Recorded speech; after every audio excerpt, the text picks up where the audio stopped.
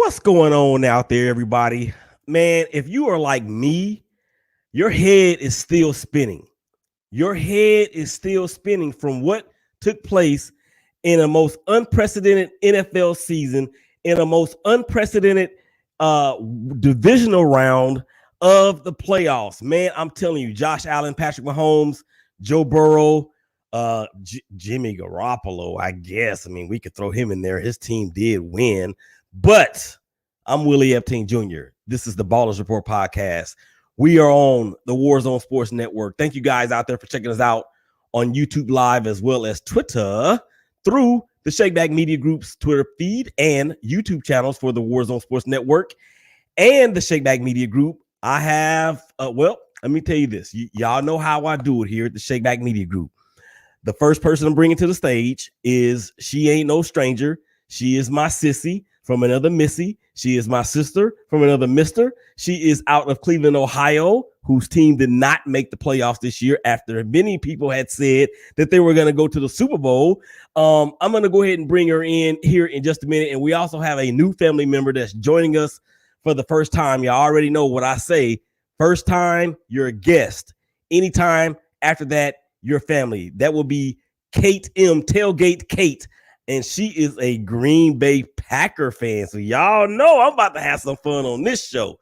So with all that being said, let's go ahead and do what we do, man. Y'all already know what it is. Let's get it. Right about now, you're about to be possessed by the sounds.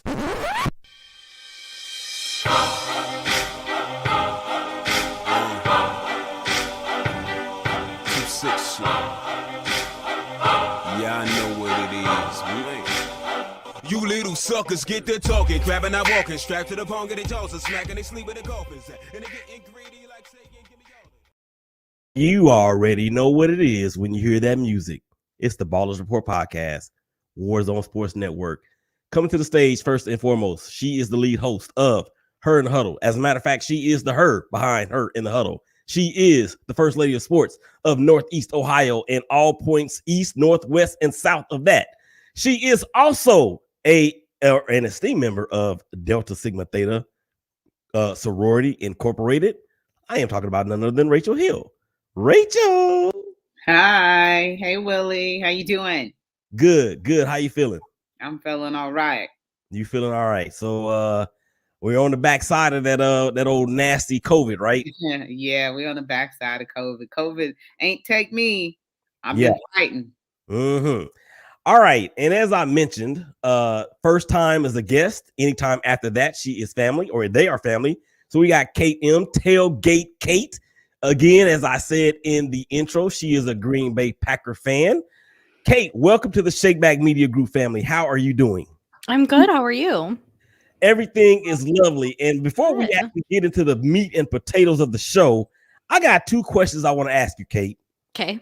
Number one, are you or are you not the undisputed queen of Twitter for the Green Bay Packers?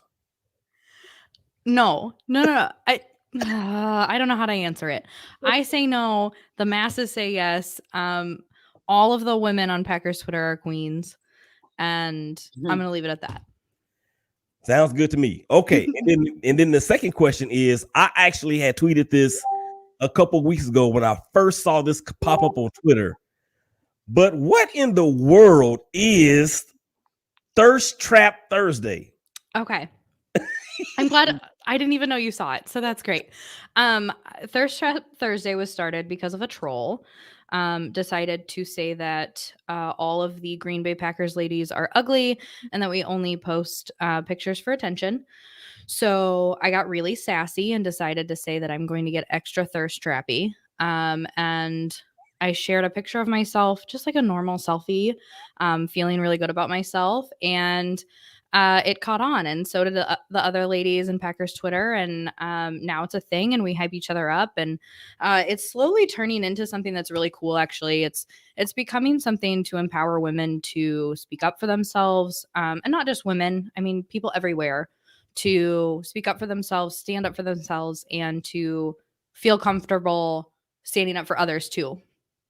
There you have it. So the name in itself Yeah, it's not what, and I knew it really wasn't what it appeared or it could be. So Right. that's why I had to really ask the question, and that's something in Rachel's wheelhouse too. She loves uplifting other people, right, Rachel? I definitely do. Absolutely. Well, So I can't believe that troll did that. So I'm so glad that you guys, took your own power back and didn't let a troll defeat you. Yeah, definitely. Definitely. Thank you. and that's taking a mess and turning it into a message.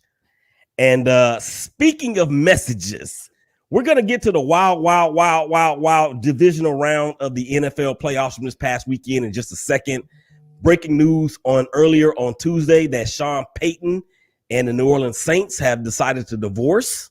After 16 years of marriage, 1 Super Bowl appearance, 1 Super Bowl championship, 3 hurricanes that have just attacked that area of the country.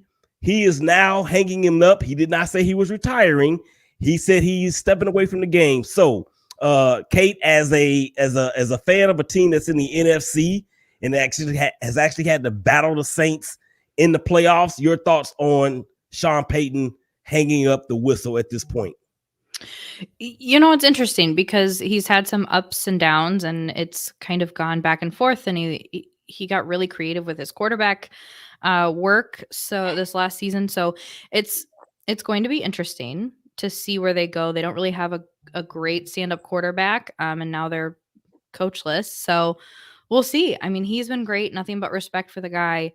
Like you said, the hurricanes and all of the effort that he had to put in to get through and to be there for that city in a way that a lot of coaches don't have to be.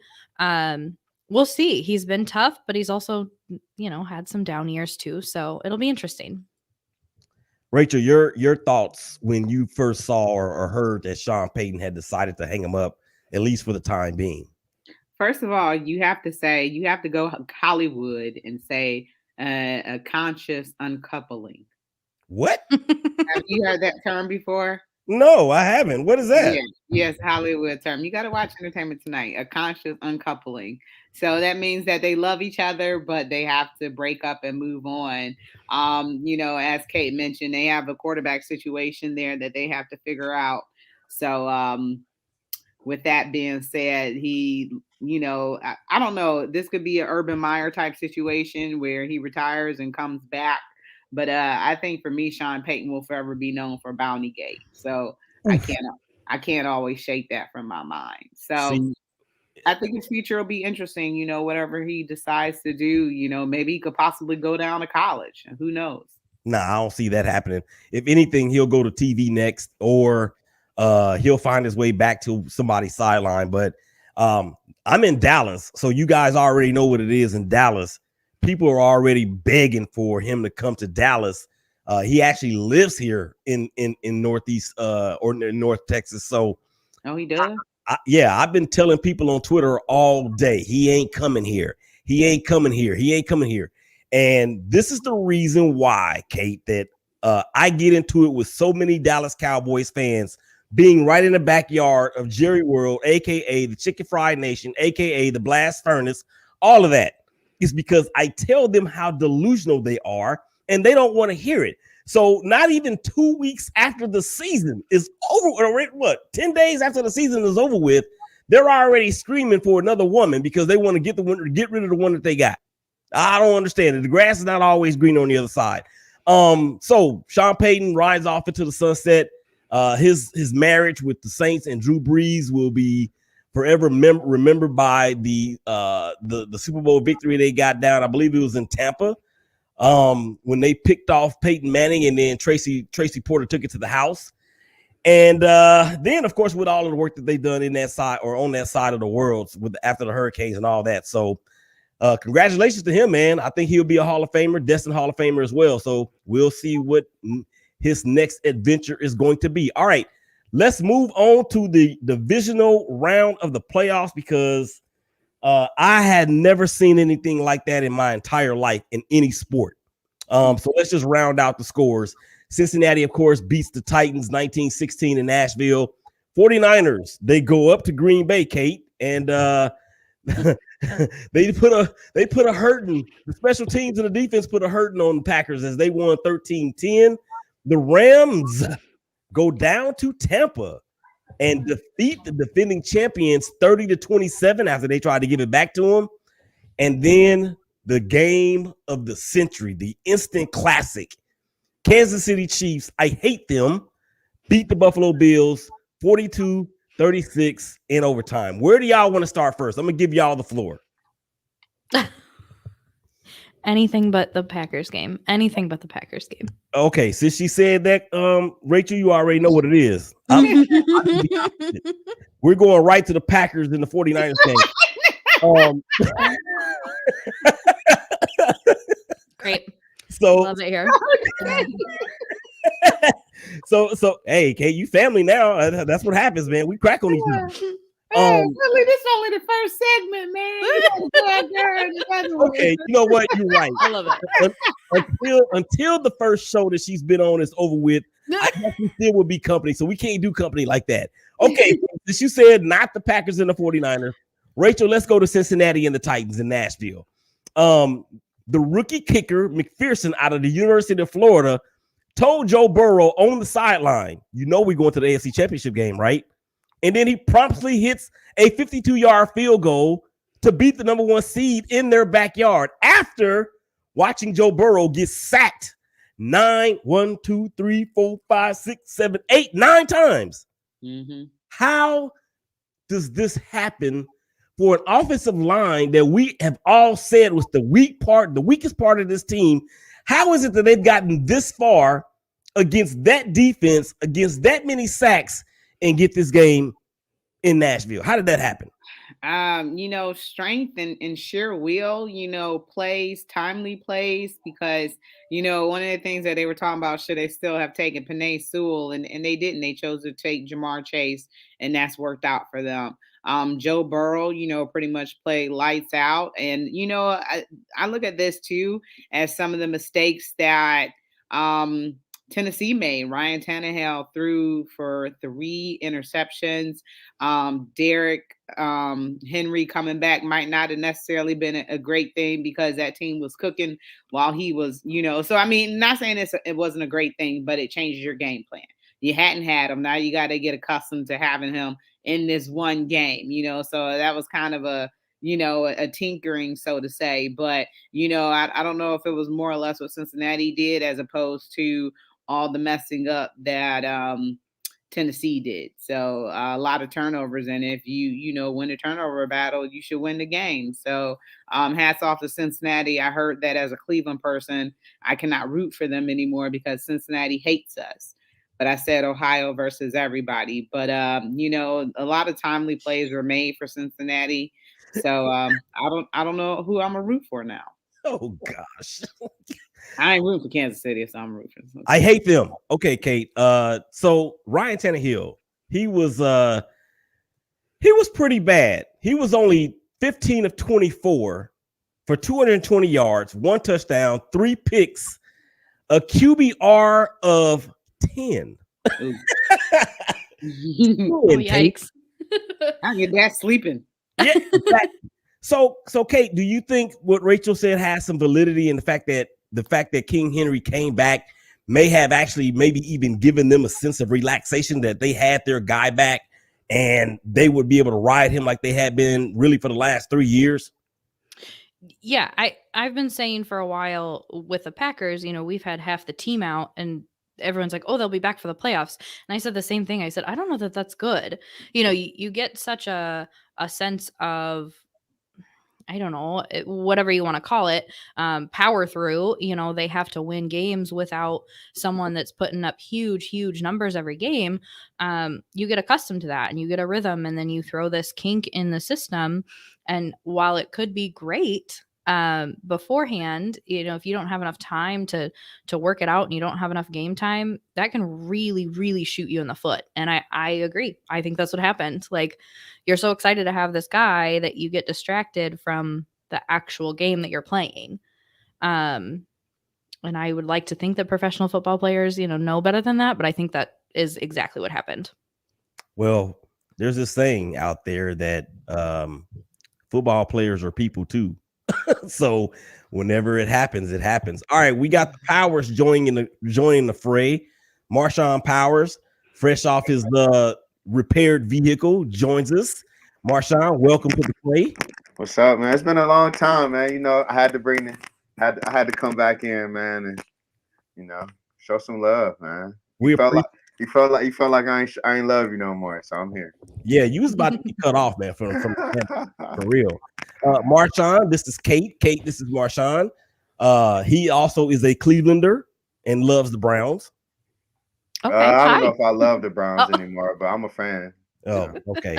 See, Yeah. he's bordering on the being as nauseating as a Cowboy fan. Okay, Marshawn, we were just talking about the the Cincinnati Tennessee contest in which Ryan Tannehill showed why he's really not that guy. We're gonna move on to the next game. I'm gonna let Kate choose this one too. Marshawn, you joined us a little bit late, but as you know, because you are now family as well, the first time that a person is on the show, they are a guest. Yes, Anytime sir. after that, they are a family. But I jumped the gun a little bit because we haven't completed the show yet. So Kate is still a guest. And I let her go first as to which game she wanted to pick that we talked about. She said any game but the Packers and the 49ers. So me being who I am, treating a family member just like that, I said that's the game we're going to go to. And then Rachel said you can't do her like that. She's not family yet. The show's not over. So that's why it's the first segment. Well, it's the first show because there's no segments in this podcast. So it's the first time she's been on the Shake Back Media Group. So with that being said, Kate, what game do you want to discuss next? We can go into it. Let's just get it over with. We'll go into it. Let's do it. Swallow the frog. Yeah, Swallow let's the do frog. it. Okay, so the 49ers, fresh off of their wild card round against the Dallas Cowboys right here in Jerry World, roll up to Green Bay on a short week with an injury or with a concussion sustained by Mr. Bosa and a bad ankle strain by their linebacker. Was it Ward? No, it wasn't Warlaw. It was I forget the kid's name. Anyway, so they rolled into Green Bay, snowy Green Bay, and get a 13-10 victory over the Packers, the number 1 seeded Packers, the Aaron Rodgers led Packers, the Packers that had Okay. okay. Calm down. Okay, Kate, what you got? Talk to us from inside the walls of Jericho. I'm just so sad, but I think what happened is both teams showed up to play who they were playing. So we showed up to play some injured 49ers team, and they showed up to play the number 1 seeded Green Bay Packers. So I knew going into it that if we were going to screw it up, it was going to be our special teams. And that's what happened. I mean, everyone played. We had Rashawn Gary, probably one of the best games of his life, but it wasn't enough. Aaron Rodgers, probably one of his worst games of his career. It was rough. I was at the game. So it was very slick and wet and cold, and we thought that would help us, and I don't know that it did. And AJ Dillon getting hurt didn't help the situation. He was obviously instrumental in the first quarter, and then he went out. I guess he has a broken rib, so he was out for the rest of the game. So it's disappointing, but I don't think the mindset was there. You can't put the blame on one person as far as players go, but when I think they were confident and they assumed that they would do better than they did, and it was really disappointing to see. You know what? I didn't mean to give you a hard time because it's not You're good. It's not that I dislike the Packers. I do. Okay, well, go ahead, Rachel. Rachel don't like anybody. Yeah, that's very true. It ain't Ohio versus everybody. It's Rachel versus everybody. Mm-hmm. So okay, Rachel. So your true opinion of how this game affects the legacy of Aaron Rodgers. Aaron Rodgers, sorry, Kate, is a very unlikable person, especially with everything that has happened with COVID. So I think a lot of people don't like him, so they kind of happy that Green Bay lost. Marshawn, dig in. Dig into the game. Okay, so first things first, I got to congratulate two teams that's gonna be welcome to what I call the pit of abyss. The New Orleans Saints and the Green Bay Packers. It's over with for the Packers. I mean, at the end of the day, you had a team that when you think the Packers are gonna get it done, they don't get it done. I mean, we could go back in history says NFC Championship against the Atlanta Falcons in 2018. We thought Green Bay was gonna win. What happened? They lost. NFC Give me my Championship money. in NFC Championship a few years ago when the 49ers had Jimmy G and they had a good defense. What happened? We thought Green Bay was gonna win. They lost. This year, I knew Green Bay was gonna lose. I got Facebook clips that I text one of my homeboys, Baloo, who's a diehard Packers fan. He's from Milwaukee, and I told him, I said, man, at the end of the day, I told you like I told you last year, Tom was gonna walk in to Green Bay and take over the frozen tundra, and I want to call him his nickname, but I'm not. Jimmy G. I was about to call him his nickname, but Jimmy G. No, we're not doing that here. Yeah, Jimmy G walked into the frozen tundra and took over. I mean, in my opinion, you walked into a game with I mean, I don't think he was 100%. Starting running back, I don't think he was 100%. You really have no tight end game after Robert Tonyan went down. The line is kind of depleted. You know, I don't think outside of Devontae Adams, you had a consistent number 2 receiver, really a consistent 3 receiver. You know, so it didn't really look good going up against the 3rd-ranked defense. Kind of felt like I kind of felt like we was gonna get a McVay versus Shanahan showdown to see who goes to the Super Bowl. And I mean, my predictions came true. So now I get to sit back, you know, sip on some San Pellegrino and hope that Aaron Rodgers comes to Cleveland. Oh my gosh. What? Oh, wait a minute. Oh, I'm not gonna do that. I'm not gonna do that right now. Okay. Because we need to we need to talk about these last 2 games. And let's kind of keep these last 2 games short. I know I wouldn't say Kansas City and Buffalo for last, but the Rams and the Tampa Bay Buccaneers down in Tampa, 27-3 is what the Rams led by. And I could hear Tom Brady saying, hey, y'all, don't even trip. Let me tell y'all this story, man, one time about this game I played in against this team called the Atlanta Falcons. You know what? We were down 28-3 in that game, and we wound up winning. I think he told them that story on the sideline, and it almost worked, but for the defense who I don't get that. I don't understand why you do a zero blitz, and then when you do a zero blitz, the person that's supposed to be blitzing at the very end to the one that's supposed to get to the quarterback is standing in the middle of the field. That was Devin White. Devin White. Yeah. So now, let me ask y'all this about this game. Who does this game in terms of emotion? Do we think that Antonio Brown is more happy because the Bucs lost, or Jared Goff is more mad because the Rams won? Marshawn, what say you? I'll make it quickly. I'm gonna have to go with Antonio Brown being more upset that the Bucs won. Why Jared Goff went to a Super Bowl? Unless Matthew Stafford goes and win a Super Bowl, I mean, he hasn't really done anything more than what Jared Goff has already done. As far as AB, I mean, we could be honest. In my opinion, I thought Antonio Brown was, if not the best, tied for the best receiver on the Bucs roster the first 5 weeks of the season before he got hurt. Losing Chris Godwin was already bad. Losing AB was lethal. You know, that you losing Mr. Big Chest, you losing one of the greatest receivers from 2010 to probably now. You know, so losing him, I thought that was the kill shot to the Bucs winning any type of Super Bowl. Rachel, who do you think has the bigger emotion? Antonio Brown being happy that the Bucs lost, or Jared Goff being mad because Matthew Stafford and the Rams won? Did you see that tweet that AB sent out? I did.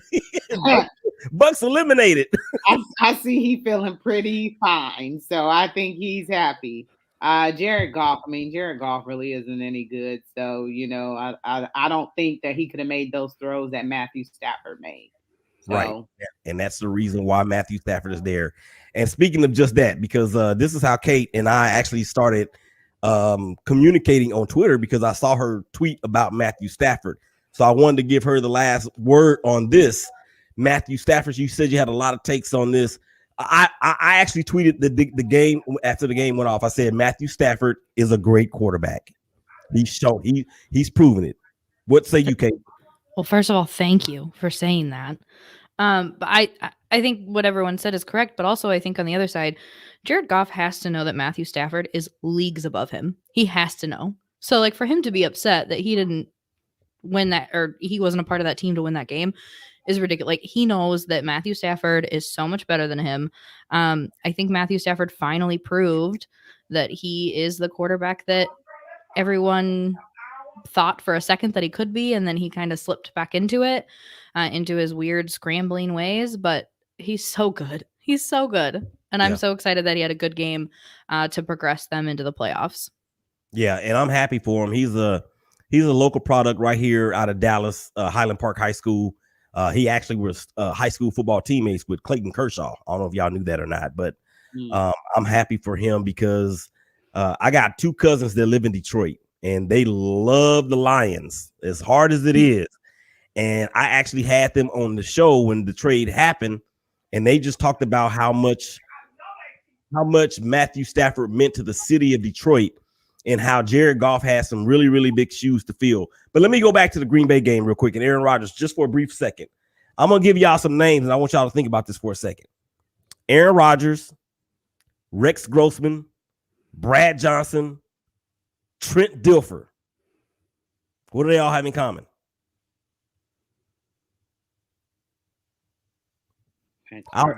I'll go. They all have one Super Bowl ring each.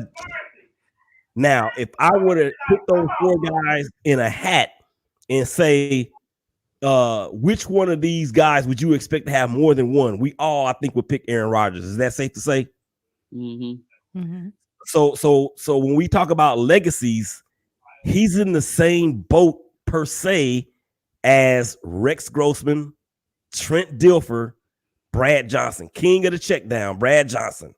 Trent Dilfer, who I think had a 58 quarterback rating in that Super Bowl, and then Rex Grossman, who couldn't throw it from here to this ring light that I'm looking at. So I just want to throw that in there real quick. Okay, let's talk about the Kansas City Chiefs and the Buffalo Bills. Was this not the craziest game that you have ever seen in your life?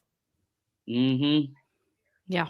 Was this not the most gut-wrenching contest of any athletic event that you've ever seen in your life?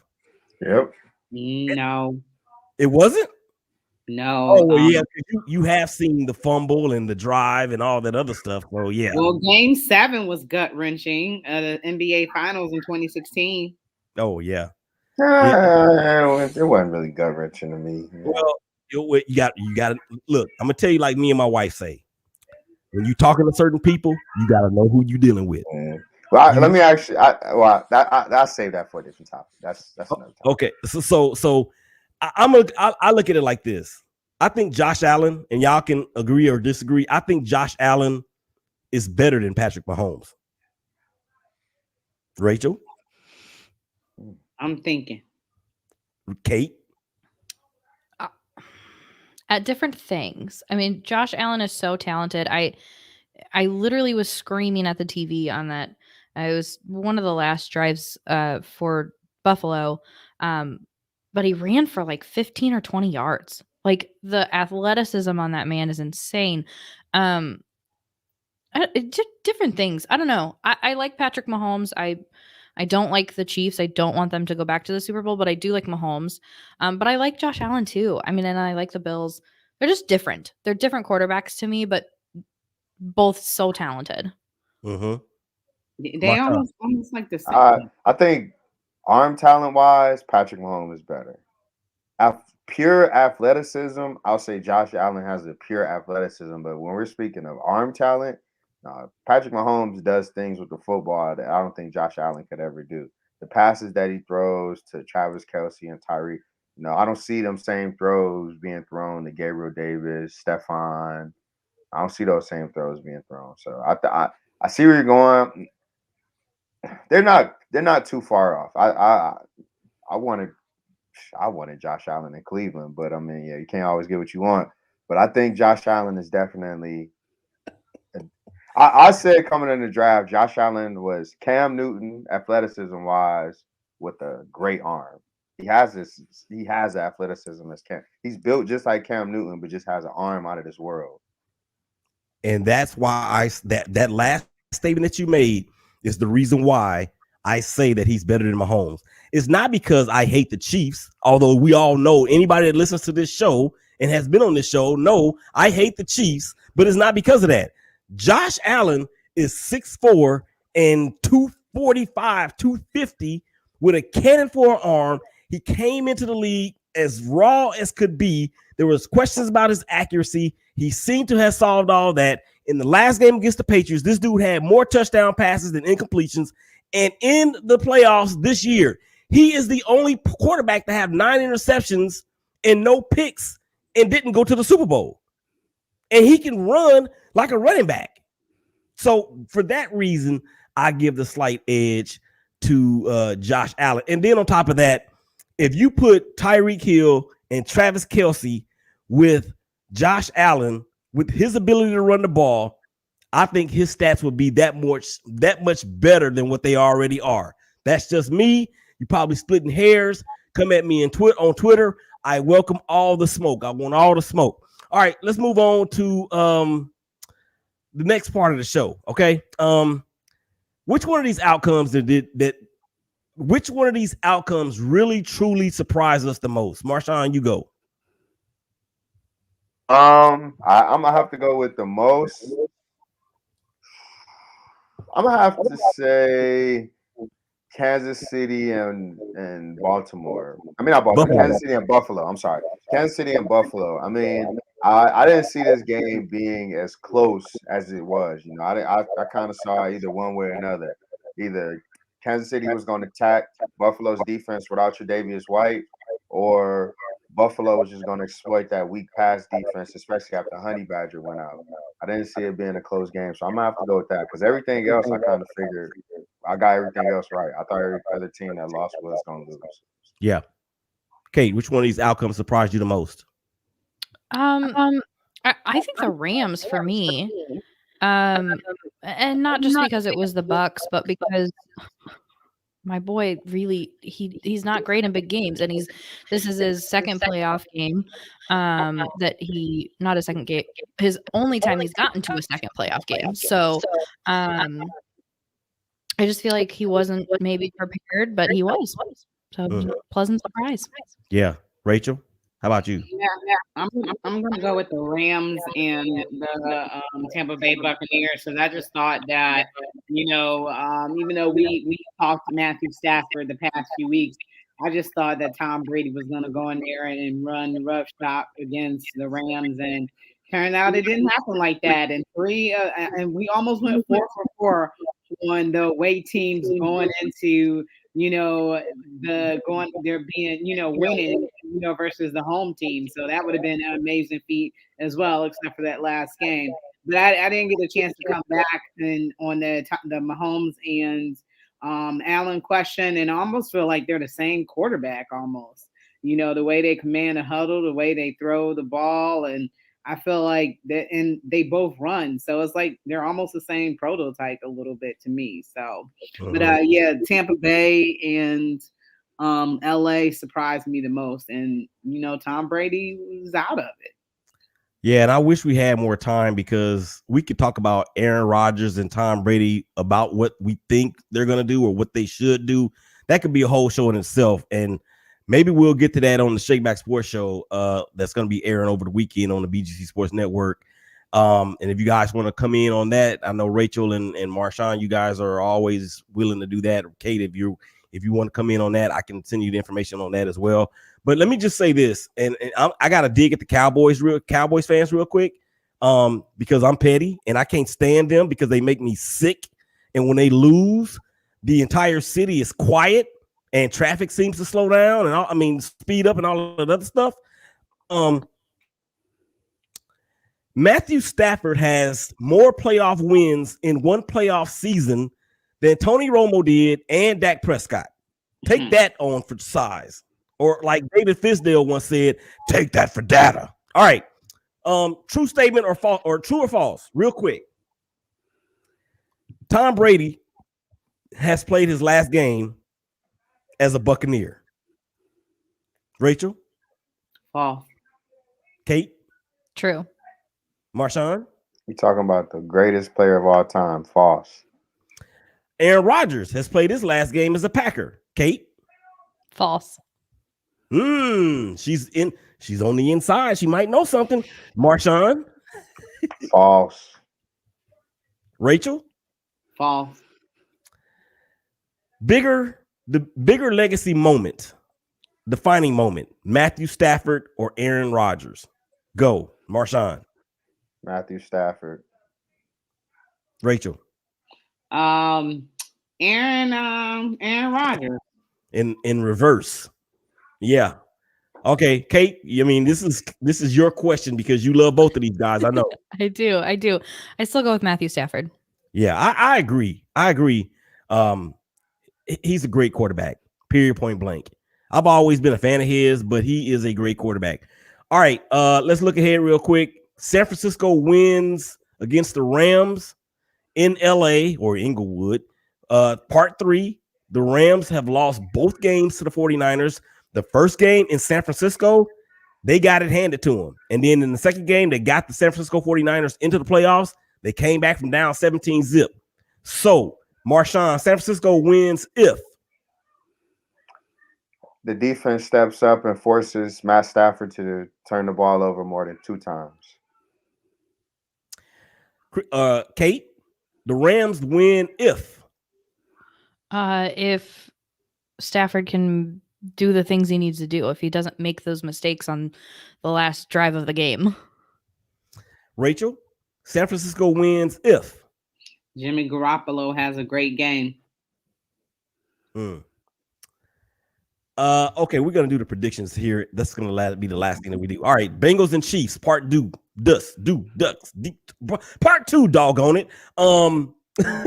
As we know, the Bengals beat the Kansas City Chiefs. I think it was in week 14 or 15 in that crazy finish where the Bengals kept going for it on 4th down, and that game actually won them the AFC North.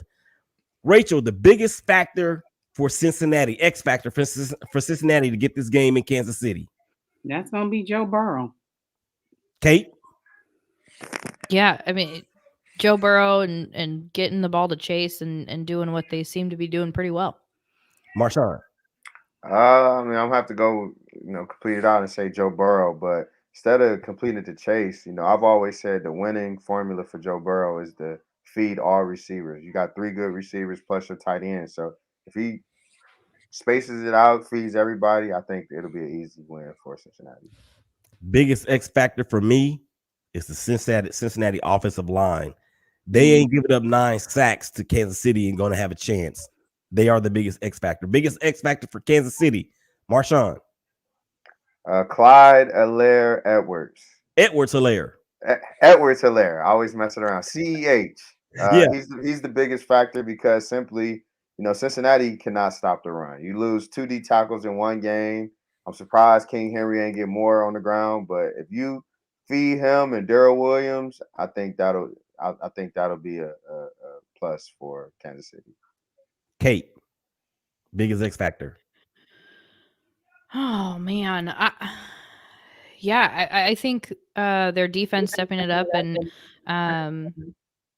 causing turnovers. Burrow was sacked a lot the last game, but there was no turnovers. So sacks, they could lose you some yards, but they don't give the ball away. So if they can force some turnovers, they might be in good shape. Biggest X factor for me is Patrick Mahomes continuing to take small size bites, and when the big play opens up, he hits them. They've been doing it really since week 7, I want to say. That's been the formula for their success really since then. They had only lost that one game to Cincinnati during that stretch. That is what they need to do. All right, so who is going to the Super Bowl? Marshawn, Let me do my X factor. Oh, my bad, Rachel, my bad. X Factor for Cincinnati, Rachel. My bad. Travis Kelce, that is Patrick Mahomes' favorite receiver. So, like you said, they did a lot of dinking and dunking against Buffalo in that defense, but somehow he always manages to find him and connect with him. So, looking for Travis Kelce to have a big game. And one thing about that LA San Francisco matchup is it's hard to beat a team 3 times. So we'll see what happens with that game. That'll be interesting. Okay, so with that being said, then you need to tell us who's going to the Super Bowl then. Cincinnati Bengals is going to go to the Super Bowl, and the LA Rams is going to go to the Super Bowl. So it's going to be the Rams versus the Bengals. Kate? I want it to be Rams Bengals, but I think it's going to be Kansas City Rams. Okay, Marshawn. A few months ago, I told y'all when the Kansas City Rams got Josh Gordon that they were going to the Super Bowl. I stand on that. Kansas City is going to beat Cincinnati easily in this game due to the revenge that Cincinnati won in the regular season. So I think I think Kansas City will win 36-21. So you said Josh Gordon? When they got Josh Gordon, I said they were going to win the Super Bowl. I said that.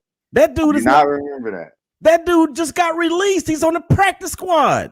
At the end of the day, he still get a ring. The okay, jewelry still comes. Okay, so who's going to the Super Bowl from the NFC? I almost muted your mic. NFC? Yeah. Oh my goodness. Yeah, it's gonna be that. I mean, it's gonna be the team that wins it all. Well, we're gonna say that, but the team that is going to Super Bowl is the home field team. I think it's going to be the LA Rams. All right, I have the Rams and very, very reluctantly the Kansas City Chiefs because y'all know why. It's going to be a rematch of that offensive showcase that was at the Coliseum a few years ago, but Jared Goff was the quarterback at that time. Now it's Matthew Stafford. All right, shameless plug time. Kate, how can everybody find you, see you, listen to you, hear you, kick it with you, skate with you, all that? My personal page on Twitter is COGirlWI World. And then I also have a podcast page, which is Tailgate. So TAILKATE. That's pretty cool. Tailgate. Tailgating with Tailgate. Marshawn, go.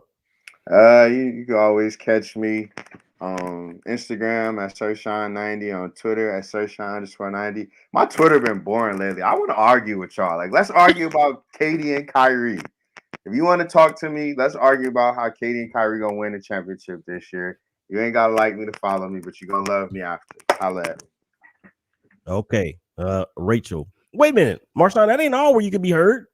Oh, and I always can be heard on Her in the Huddle as well as on the Shake Back Sports Group. You can hear me everywhere. They know where to find me. There you go. They know where to find me. And you sound like Kevin Durant. I'm Kevin Durant. Y'all know who I am. They know where to find me. With a burner account. You can listen to me on WOVU 95.9 FM Monday through Wednesday from 6 p.m. to 7 p.m., not 9 p.m.